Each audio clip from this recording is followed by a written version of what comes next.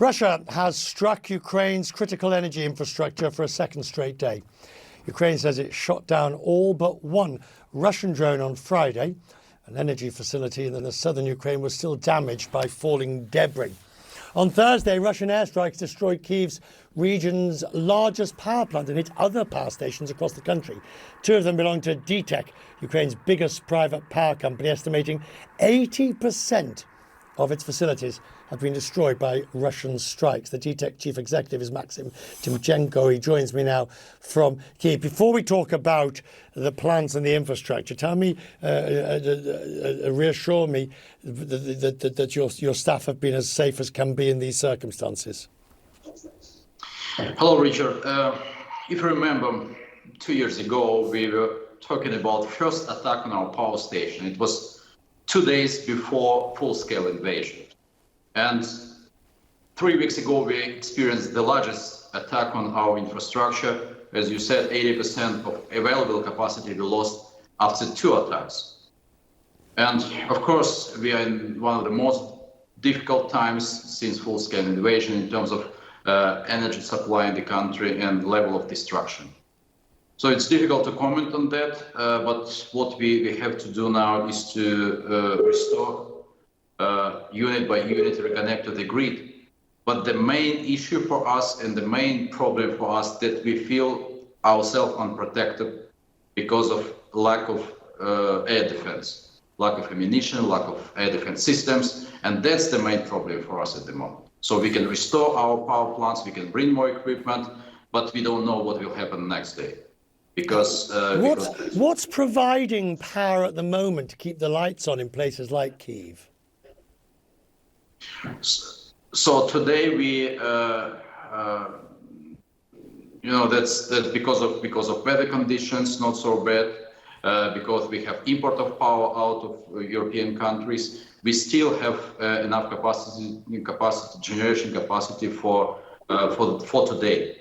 But in 3 months' time, if attacks will continue and we will still have such a damage, and when we have maximum consumption in summertime, then definitely we'll have blackouts in the country.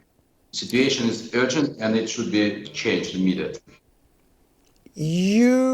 When you say that the gravity of the situation, President Zelensky has basically said, did say that without US anti-air defense missiles, or at least systems, Ukraine will lose this war.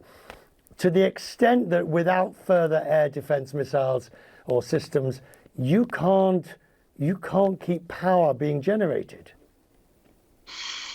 Absolutely. So after last year attacks, we restored 3 power units. We invested more than $125 million, and we managed to go through the last winter season, but all of these were destroyed just by one attack. And I don't know what we should do now. If we bring more equipment, install it now, and then we have another attack and it all destroyed, it will be nothing to restore after that. So it's absolute emergency in supply of air defense systems to protect civil infrastructure and to protect normal life of our people and right. Protect our industries.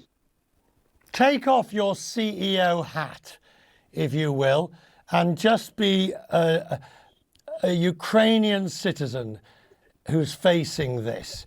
How annoyed, angry, pissed off, whatever phrase you want to use, are you about the US's so far backsliding in providing what they promised? You know, we are living for more than 2 years under everyday terror from Russia. And the amount of suffering brought to our people and to our companies cannot be explained by words.